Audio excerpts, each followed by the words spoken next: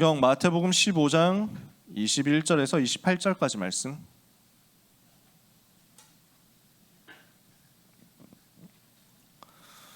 마태복음 15장 21절에서 28절 찾으셨으면 한 절씩 교독하겠습니다. 예수께서 거기서 나가사 두로와 시돈 지방으로 들어가시니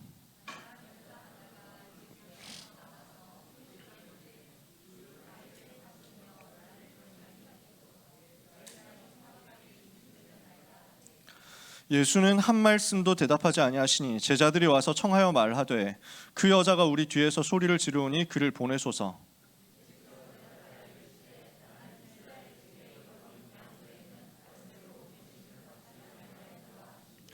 여자가 와서 예수께 절하며 이르되 주여 저를 도우소서.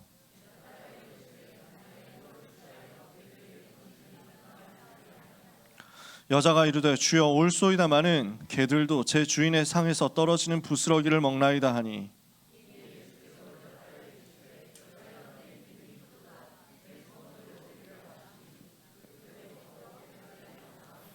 아멘.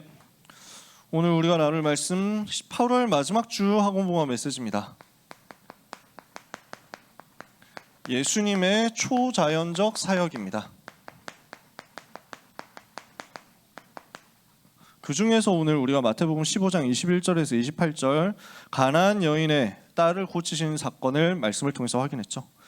우리에게 반드시 필요한 것이 세상 초월할 수 있는 능력입니다. 결국 이 힘이 있어야 되거든요. 우리는 언약을 붙잡았는데 현실과 부딪힌단 말이죠. 여기에서 갈등이 자꾸 일어나잖아요. 언약을 잘 붙잡았는데도 불구하고 현실에 속지 않겠다고 작정했는데도 불구하고 현실 가서 갈등에 부딪히는 이유는 무엇 때문이냐면 나의 무능 때문입니다. 내가 힘이 없는 거예요. 진짜 문제는 뭐냐면 내가 힘이 없다는 거죠. 문제가 와도 내가 힘이 있으면 이기거든요. 근데 내가 힘이 없는 거야. 이게 진짜 문제라고요. 힘이 없으니까 어떻게 됩니까? 내가 당당해지기로 마음을 먹고 세상 앞에서 타협하지 않기로 마음을 굳게 먹고 언약을 붙잡았는데도 불구하고 현장 가니까 내가 힘이 없어. 결국 비굴해지는 거죠. 힘이 없으니까. 마음은 그렇지 않은데 내가 힘이 없으니까 굴욕적으로 현장에 수그리고 들어가는 겁니다.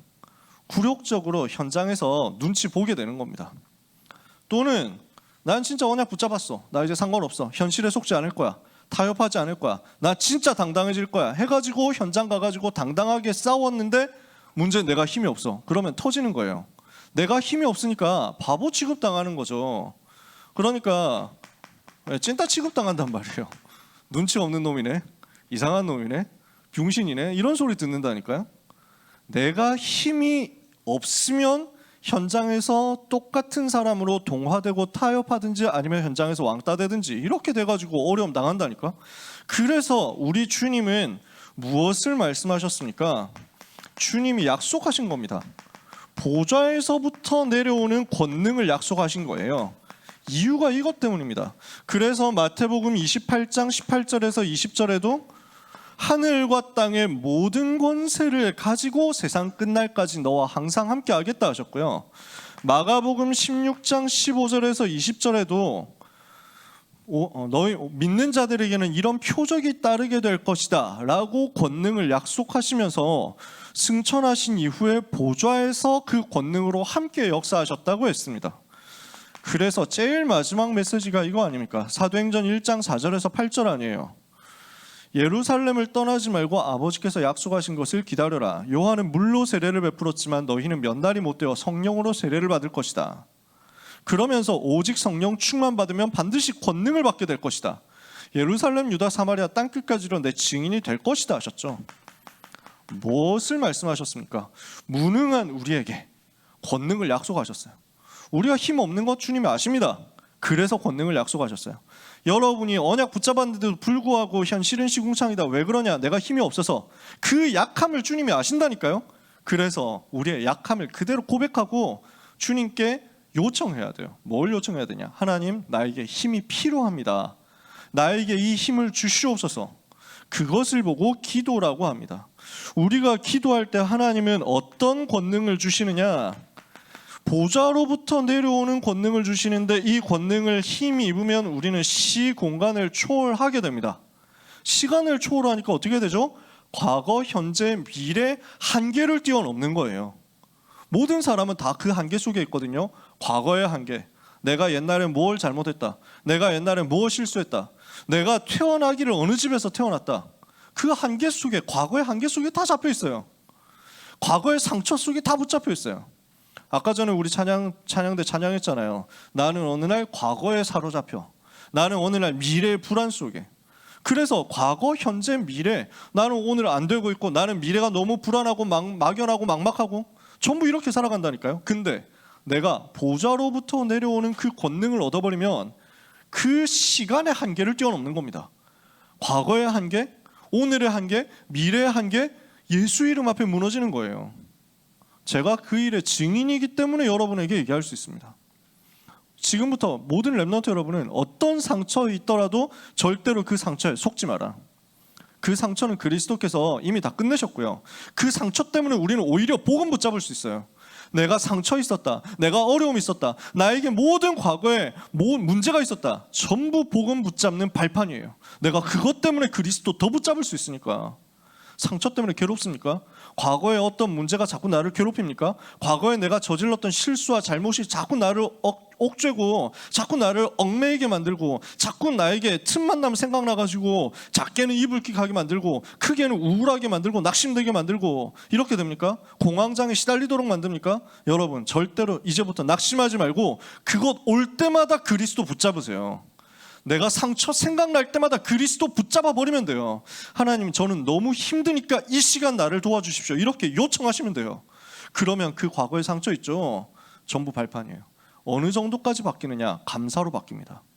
내가 이 상처 있어서 너무 감사하다. 내가 이런 문제 있었기 때문에 너무 감사하다. 내가 옛날에 왕따 당했어요? 감사. 내가 그 왕따 당했었기 때문에 우리 주님 붙잡는구나. 나에게 몸에 혹시 남들이 알 수 없는 상처가 있습니까? 남들이 알 수 없는 장애가 있습니까? 남들이 알 수 없는 문제가 있습니까? 감사로 바뀌는 거예요. 왜? 내가 이것 때문에 복음 붙잡았어요. 내가 이것 때문에 그리스도 붙잡았어요. 바울이 이거 깨닫죠. 그러니까 내가 이제부터 나의 여러 가지 약한 것들에 대해서 자랑해야 되겠다. 왜냐? 내가 약할 그때 곧 강함이니라. 내가 모자라니까 그리스도 더 붙잡잖아요. 내가 약하니까 그리스도 더 붙잡는다니까요. 그것 때문에 나는 그리스도로 충만케 되는 거예요. 시간 초월입니다. 공간 초월. 이때부터 어떻게 되죠? 나는 오늘 여기에 있는데, 나는 오늘 학교에 있는데, 나는 오늘 독서실에 있는데, 나는 오늘 뭐 어디 놀러 갔는데, 나는 오늘 여러 나의 약한 곳들에 있는데, 근데 나는 그 공간 뛰어넘어서 237을 보게 되는 거예요. 그래서 하나님이 주시는 이 힘을 나와 관련된 모든 현장에 전달하는 겁니다. 이게 기도예요. 어떻게 전달됩니까? 내가 하고 있는 일에 전달하는 겁니다. 내가 하고 있는 공부에, 내가 하고 있는 예체능 실기 준비에 전달하세요. 시공간 초월하는 하나님의 능력을 무능한 내 삶에 전달해가지고 무능이라는 캐릭터를 이제 바꾸는 거예요. 힘이 내가 없다? 이제는 뒤집는 거지. 영적인 힘을 얻어서 뒤집는 거예요. 오늘 일부 예배 말씀 방금 우리가 들었습니다. 뭐라고 하셨어요? 영적인 힘부터 얻어라. 그러면 어떻게 됩니까? 하나님이 주시는 지혜가 따라와요. 영적인 지혜가 따라온다니까. 그러니까 이걸 가지고 어디로 가게 됩니까? 아주 작은 일에 충성해요. 내가 하고 있는 아주 작은 일에 충성할 수 있도록 하나님이 집중력을 제일 먼저 주세요. 근데 그 집중력에서부터 하나님은 큰 역사를 일으키시는 거예요. 내가 하고 있는 아주 작은 만남을 살릴 수 있는 힘이 생기거든요. 근데 모든 만남에 하나님이 내게 주신 시공간 초월하는 보좌의 능력을 가지고 전달했더니 나와 관련된 사람들이 살아나는 거야. 내가 하고 있는 작은 일을 통해서 사람이 살아나 버려. 현장이 살아나 버려. 이렇게 되니까 어떻게 됩니까? 이것이 큰 일로 바뀐다니까요. 여러분에게 주어지는 모든 사람, 모든 일, 모든 사건, 모든 현장에 이것을 가지고 자꾸 전달하세요. 이 힘을 가지고 전달하는 거예요. 그러면 시간, 공간 초월합니다. 내가 가야 될 대학을 두고 이 능력을 전달하세요. 흑암을 꺾어버리세요. 내가 해야 할 공부를 두고 이 능력을 전달하세요. 공부를 방해하는 흑암의 권세를 꺾어버리고 집중력을 가로막는 사탄의 권세를 꺾어버리고 나의 모든 무능과 나의 모든 연약 앞에 예수가 그리스도 되심을 선포하는 거예요. 요걸 보고 기도라고 한단 말이죠. 이 기도의 힘을 오늘 모든 렘넌트들이 얻게 되시기를 주님의 이름으로 축복합니다. 그러면 시간 초월할 수 있어요. 공간 초월할 수 있어요. 시간 초월하니까 어떻게 됩니까? 남들은 일주일 내내 공부하는데 우리는 주일날 하루 종일 여기 묶여 있잖아요. 근데 그게 그 한계가 나한테 이제 한계가 안 되는 거야. 완전 뛰어넘어 버린다니까. 내가 예배 완전 승리했어. 나머지 6일 동안 공부하는데 그 6일 동안의 공부 속에 하나님께서는 불신자들이 하는 것보다 10배 이상 되는 지혜를 주세요. 그걸 가지고 승부를 보는 거지. 제가 고등학생 때 그렇게 했다고 맨날 얘기하잖아요. 대학생 때 그랬거든요. 제가 법학과 나왔잖아요. 그때는 법학과가 이제 목표가 다 사법고시 시험을 칠 때였단 말이죠. 사법고시 시험을 치려고 하는 친구들은 하루에 평균 공부 시간이 최소 15시간 만들어야 됩니다. 15시간은 최소로 공부를 해야 그 진도를 따라갈 수가 있어요. 15시간에서 몇 시간 더 공부하느냐에 따라서 합격하느냐 불합격하느냐 이게 갈리는 거야. 그래서 잠자는 시간, 밥 먹는 시간, 화장실 가는 시간 빼고는 다 공부를 해야만 붙어서 따라가는 거지. 그 속에서 내가 이제 있어야 되는 거예요. 근데 나는 스케줄이 어떠냐? 월요일 날 지교회 있지. 대학 지교회 있어. 대학 지교회 끝나면 청년 지교회 또 인도하러 가야 돼. 지역에. 화요일 날 우리 대학에서 과별로 단과대별로 다락방 하는데 내가 거기에 조장이었어.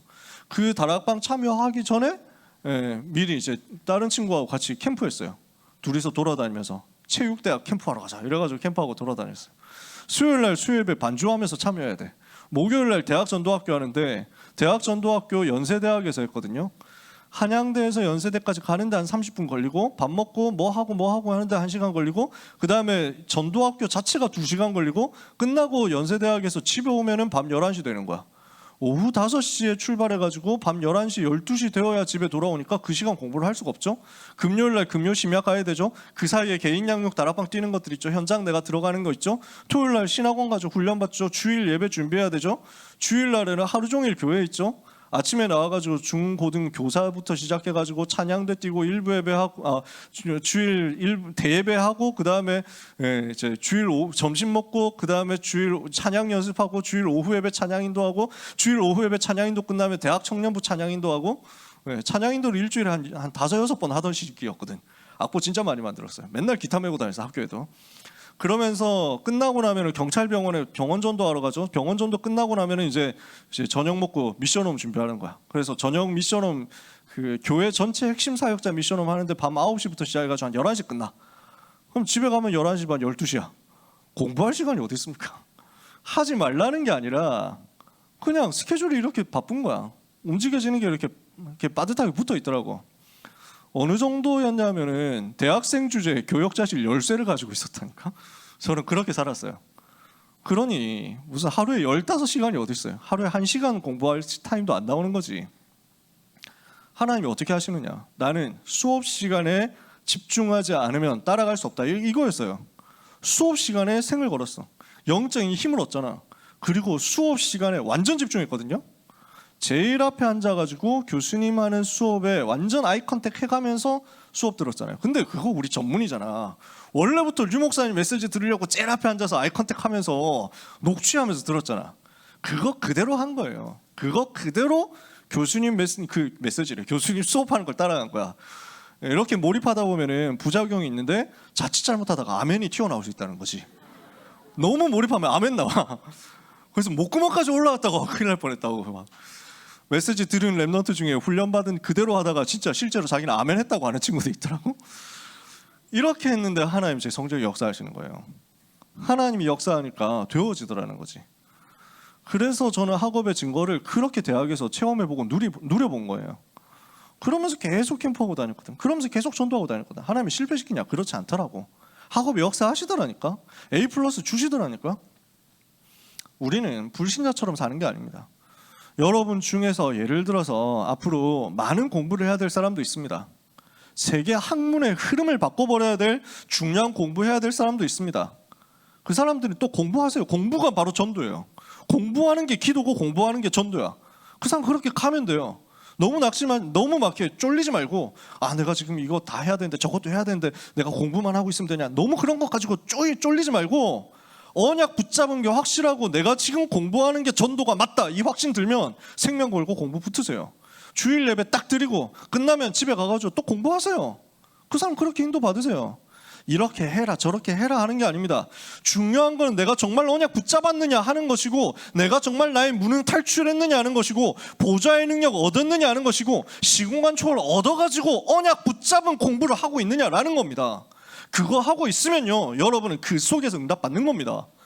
내가 그 응답을 받고 있는데 내가 공부할 시간이 좀 적다, 내가 훈련받고 은혜 받느라고 공부할 시간이 남들보다 부족하다?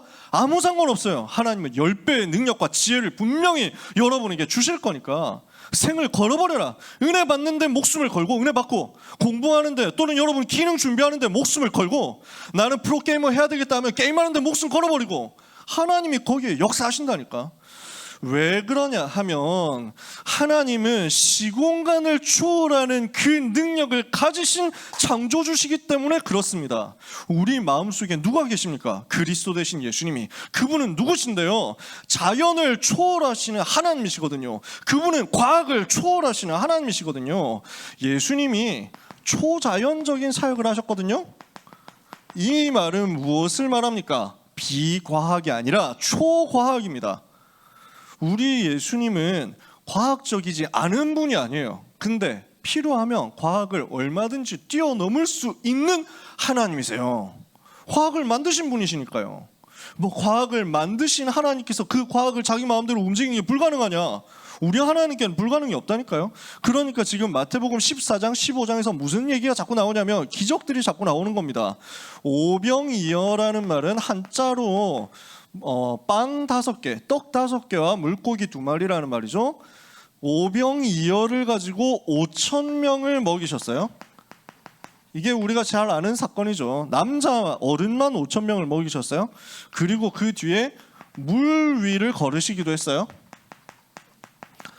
제자들을 먼저 보내시고 예수님이 기도하고 계시는데, 제자들이 배 타고 가고 있는데 풍랑 만난 거지. 그래서 다 죽게 됐다고 난리 났다고 이렇게 하고 있는데 예수님이 물 위로 걸어오셔서 제자들을 살려주신 거예요. 너무 사람들이 충격된 사건이잖아요. 이거 해석해 보려고 여러 사람들이 얘기했다니까. 예수님이 그 물가에 있는 게 그림자처럼 비쳤겠지, 이런 소리 합니다. 신학자라는 사람들도 그런 소리 합니다. 바깥에서도 그런 식으로 얘기합니다.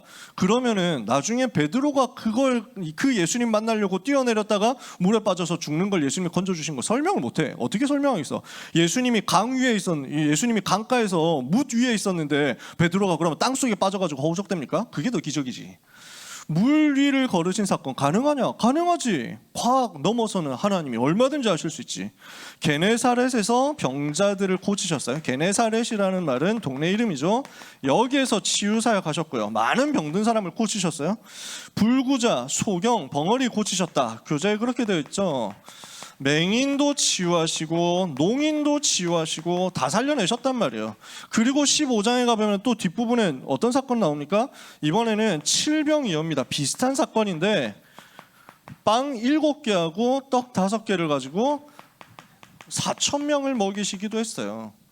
자, 이런 초자연적인 사건들이 자꾸 나옵니다. 뭘 말하느냐? 이걸 가지고 우리가 뭘 붙잡아야 되느냐? 예수님이 누구신가를 붙잡는 겁니다. 예수님은 누구세요? 그리스도시다. 초자연적인 사건을 일으켜서 과학을 뛰어넘을 수 있는 능력을 가지신 바로 창조주 하나님 자신이시다. 오늘 모든 렘넌트는 이것을 붙잡게 되시기를 주님의 이름으로 축복합니다. 예수님은 그리스도시며 모든 문제 해결자시며 창조주 하나님이시다. 그 창조주 하나님을 만나면 내게는 초월적 능력이 임하는 거예요. 내게는 창조적 능력이 임하는 거예요. 내게는 초자연적 능력도 역사할 수 있는 것입니다.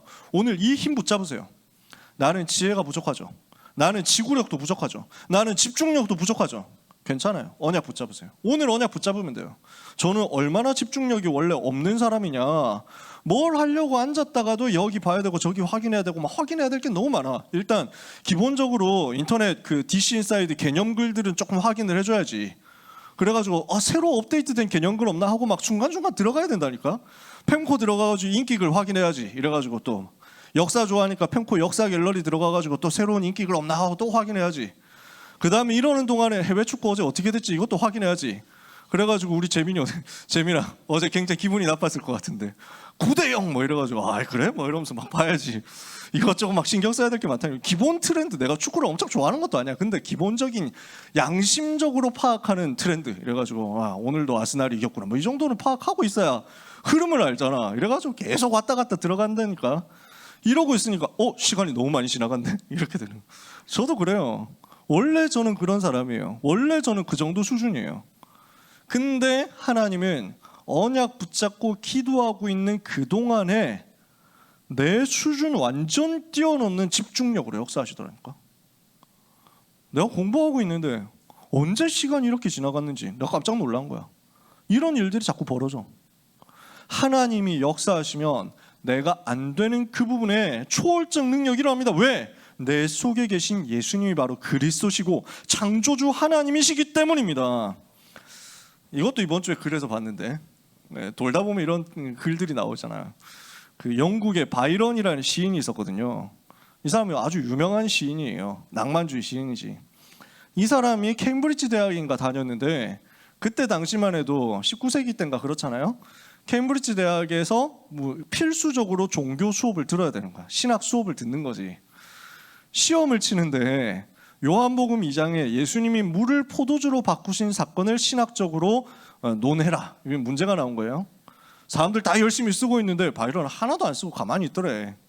교수가 눈치를 자꾸 주는데 너 안 쓰냐? 그러니까 대답은 가만히 있는 거예요.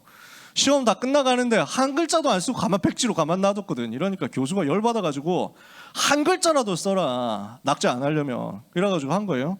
바이런이 끝나기 직전에 한 문장 딱 쓰고 나갔는데 만점 받았대. 뭐라고 썼느냐? 물이 그 주인을 만나니 얼굴이 붉어지더라. 이렇게 됐다. 너무 기가 찬 답이지. 맞는 말 아닙니까?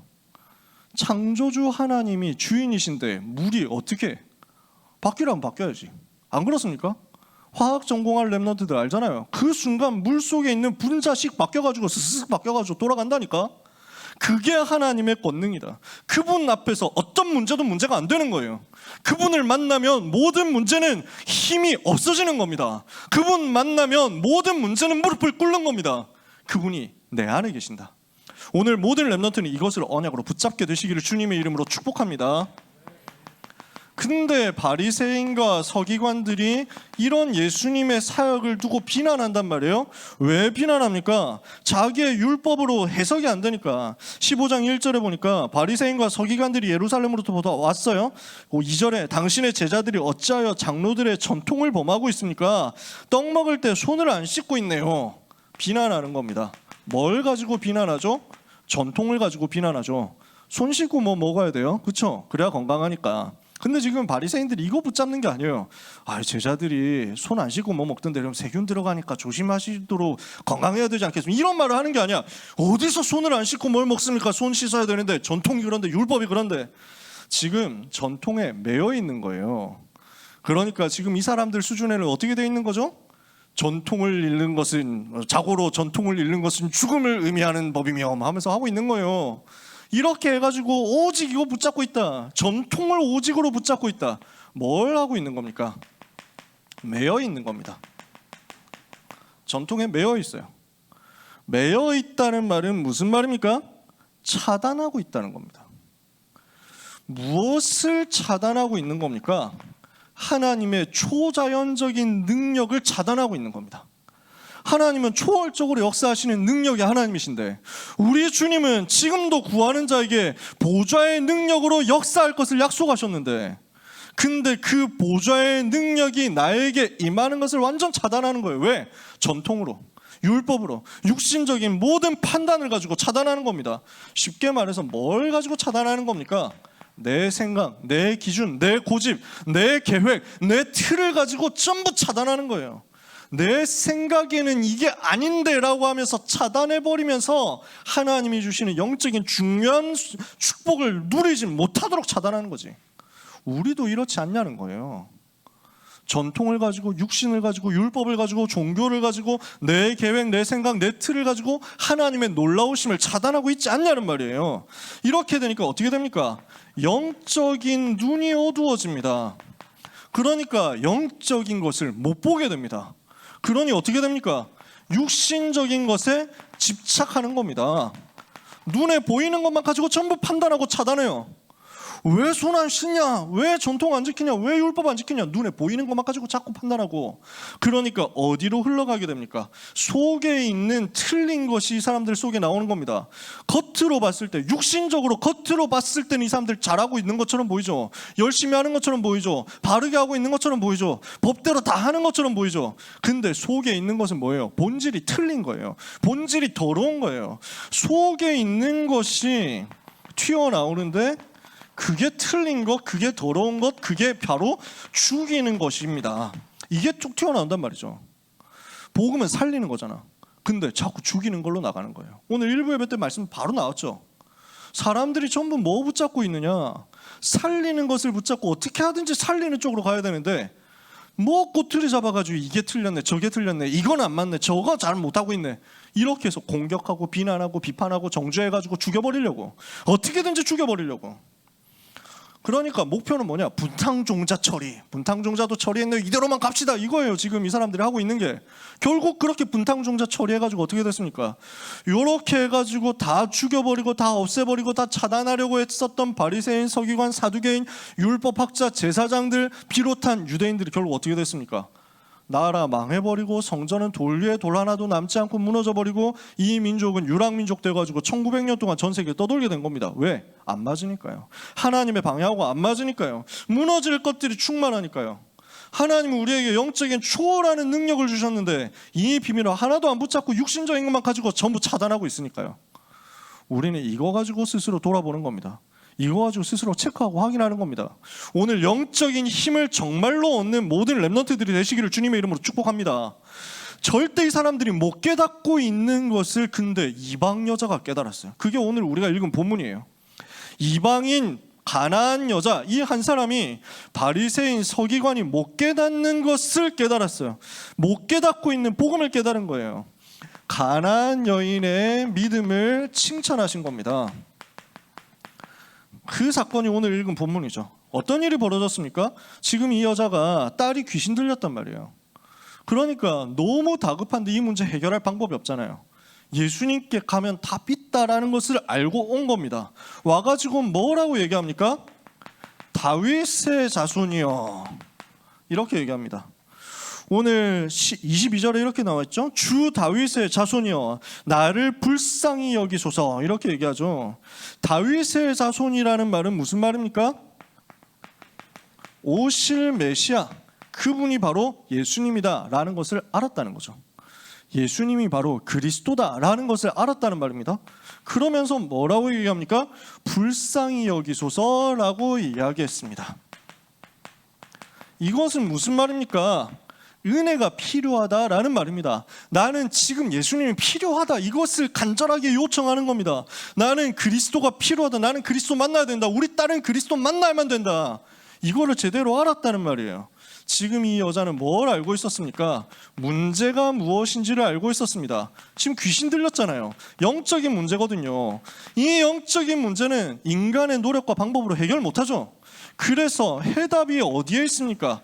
오직 예수만이 해답이라는 사실을 알고 있었어요. 오직 그리스도만이 이 영적인 근본 문제 해결할 수 있다는 것을 알았어요. 그러면 그 예수님을 어떻게 만납니까? 오직 하나님의 은혜로만 만날 수 있구나라는 것을 알았어요. 그러니까 불쌍히 여기소서, 이렇게 얘기한 거예요. 우리는 하나님의 은혜 아니면 그리스도를 알 수도 없고요, 그리스도를 깨달을 수도 없고요, 그리스도를 만날 수도 없고요, 그리스도를 믿을 수도 없습니다. 복음 전해본 분들은 알잖아요. 내가 아무리 설명 완벽하게 했어도 하나님이 은혜 안 주시면 못 믿습니다. 안 믿어져요.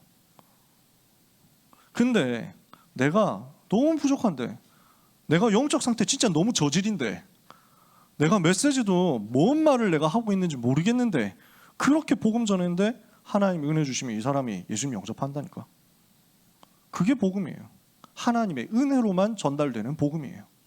우리는 그 은혜를 이 시간에 받은 겁니다.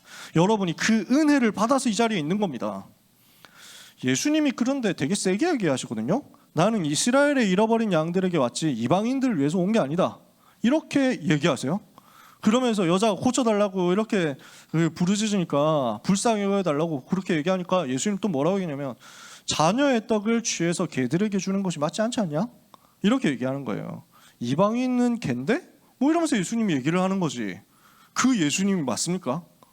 근데 예수님이 일부러 이렇게 얘기하셨다니까. 그러니까 여자가 뭐라고 합니까? 올소이다마는 주여 올소이다마는 개들도 제 주인의 상에서 떨어지는 부스러기를 먹나이다. 뭘 말한 겁니까? 그 정도로 생을 걸고 간절하게 붙잡았다는 거예요. 내가 개라고 해도 복음 필요하단 말이지. 내가 개가 되어도 좋으니까 나는 복음 필요하다. 나는 복음만 붙잡으면 죽는다. 우리 딸은 복음만 붙잡으면 죽어. 이거예요. 이 정도로 붙잡아 버렸어요. 거기에 하나님의 은혜 안 부어주실 수가 없다니까요. 지금 예수님이 이 말을 했을 때는 배경이 있는 겁니다. 사람들이 다 알잖아요. 바리새인, 서기관, 사두개인 이 사람들이 눈에 불을 켜고 예수님 허물을 찾으려고 책망하려고 돌아다니고 있습니다. 또 예수님을 따라다니는 사람들 너무 많이 있습니다. 제자들도 계속 같이 다니면서 한마디 한마디 보고 있습니다.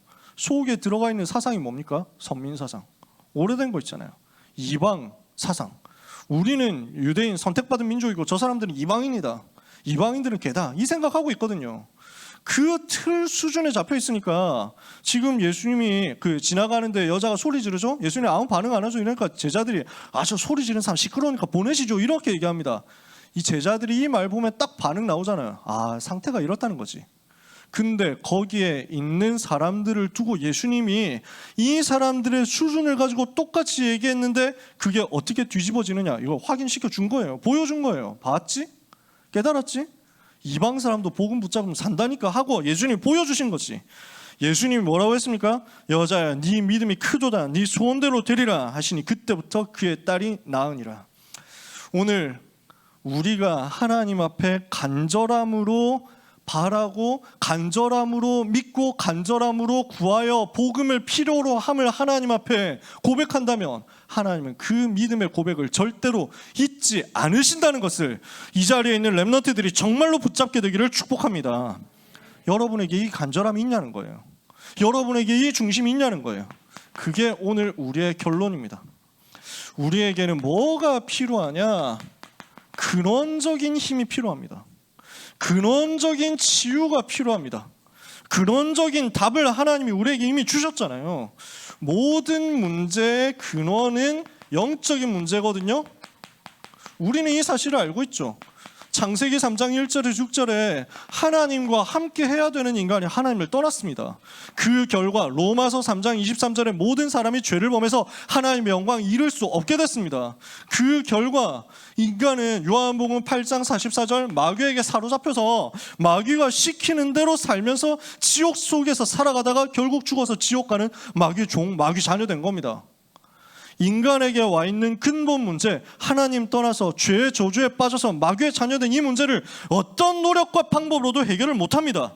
근데 더 큰 문제는 뭐냐면 이걸 못 본다니까. 사람들이 알아채지를 못해. 영적인 문제가 와 있는데도 불구하고, 근본 문제가 와 있는데도 불구하고 이게 문제라는 사실로 인식을 못해. 왜? 내 틀을 가지고 영적인 눈 차단시켜버렸으니까. 영적인 눈 못 보고 육신적인 것으로 모든 것을 보도록 집착하도록 차단시켜버렸으니까. 사람들은 그 수준입니다. 그 속에 있는 인간을 위해서 주님이 답을 주셨다니까. 하나님이 답을 주셨다니까.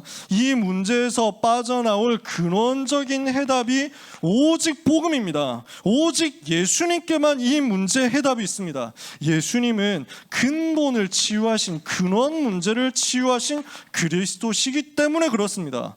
예수님은 무슨 일을 하셨어요? 요한복음 14장 6절에 길, 진리, 생명 되셔서 하나님 만나는 길을 여셨잖아요. 예수님은 무슨 일을 하셨어요? 우리의 우리의 죄와 허물을 대신해서 십자가에서 희생 제물로 죽으심으로, 우리를 위하여 피 흘리심으로 우리가 당해야 되는 죄의 형벌과 저주를 전부 감당하시고 우리를 죄에서 해방시켰잖아요. 요한일서 3장 8절에 하나님의 아들이 나타나신 것은 마귀의 일을 멸하려 하심이라. 모든 문제의 근원을 십자가에서 단번에 끝내버렸어요. 하나님 떠난 인생의 문제를 그리스도께서 제사장으로, 죄의 저주 속에 있는 인생의 근원 문제를 예수님께서 제사장으로, 선지자로 해결하시고 제사장으로 해결하시고, 마귀의 자녀된 인생의 근원 문제를 참 왕으로 해결하셨어요. 그게 그리스도, 그분이 그리스도, 모든 문제 해결하신 그리스도, 모든 문제의 근원을 치유하신 그 그리스도 만나니까 이 딸에게 있었던, 가나안 여자에게 있었던, 가나안 여자의 딸에게 있었던 그 문제 당장에 끝나버렸어요. 오늘 여러분 문제 많이 있습니까? 근원적인 그리스도 만나고 붙잡으시면 돼요. 근원적인 해답 되신 그리스도 만나고 붙잡으시면 돼요. 저는 그분 만나고 인생이 변했어요. 우리 렘넌트 옆에 있는 선생님들도 그분을 만나고 근원적인 문제 치유받고 모든 문제 해결받은 증인들이에요. 여러분도 그 증인이고 또 여러분도 그 증인의 체험을 계속해서 하게 될 거예요. 오늘 언약 붙잡으면 돼요. 그렇다고 하면 여러분과 나누고 싶은 마지막 얘기가 있습니다. 나는 얼마나 그 근원적 해답 되신 주님을 간절하게 찾고 있느냐라는 것입니다. 이 가나안 여자 찾았잖아요. 예수님은 그리스도시고 근원적인 모든 문제 해결하신 만왕의 왕이시고 만주해 주시고 창조주 하나님이시거든요. 그분 만나면 되는데 우리는 내 틀 속에 잡혀가지고 그분을 못 만난다니까. 그분을 마음속에 모셨는데도 불구하고 별로 안 찾아. 손님으로 그냥 저기 밀어두고 있지. 관심이 없어. 내 삶 속에서 우리 주님을 찾는 일이 별로 없다니까. 우리 주님 만나고 싶다, 보고 싶다 하는 일이 거의 없다니까. 그러니까 우리는 바리새인처럼 망할 사람은 아니지만 내 틀 속에서 영적인 거 차단 자꾸 시키잖아요. 내 틀을 가지고 하나님이 주시는 무한한 능력의 약속을 자꾸 거절하잖아요.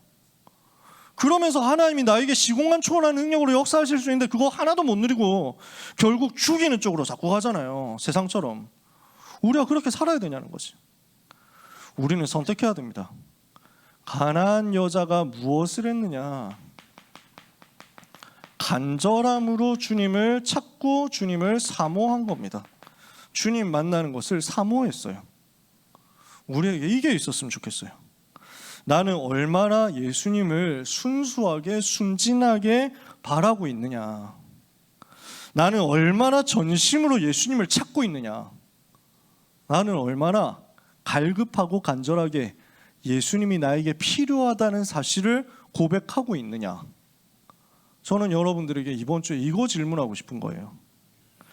주님은 주님을 전심으로 찾고 찾는 자에게 반드시 만나 주시겠다고 했습니다.